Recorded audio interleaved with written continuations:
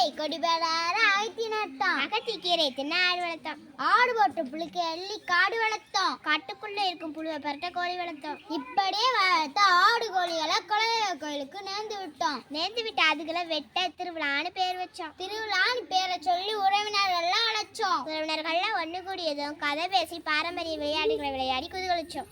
ஆனா இப்போ செல்போன் முன்னாடி செல் இல்லாத பொம்மைகளாய் மாறி மறந்து கொடுத்த நினைச்சுதான் பாப்போமா.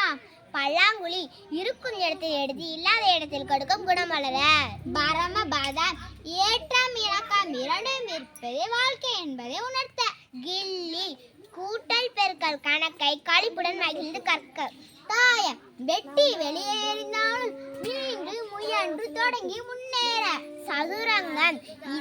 சதுரங்கம் இதர வழிகள் இல்லாத போதிலும் இறுதி வரை போராடும் உறுதிமனம் பெற.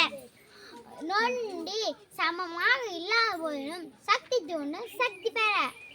கண்ணாம்பூச்சி ஒளிந்து இருப்பவரை கடைபிடிப்பதற்கான பொறுமையும் தானே ஒளிந்து மகிழ்ந்து இருக்கும் பெருமையும் பெற. ஆடுபுலி ஆட்ட தலைக்கணம் குறைஞ்சு தன்னம்பிக்கை வரும். கிச்சு கிச்சு தாம்பலம் தெரிந்த சிந்தனையும் துப்பதில் திறனும் பெற.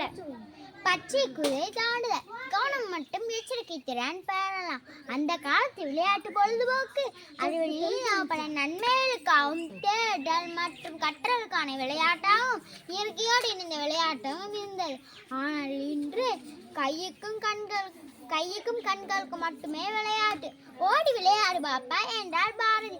ஆனால் இன்று ஓடவும் முடியாமல் ஒளிந்து விளையாட நண்பர்களும் இல்லாமல் 4 சுவருக்குள் கூண்டுக்கிளே போல வாழும் நிலை மாற்றி இயற்கையோடு வாழ பழகிக்கொண்டு வாழ முயற்சிப்போம். நன்றி.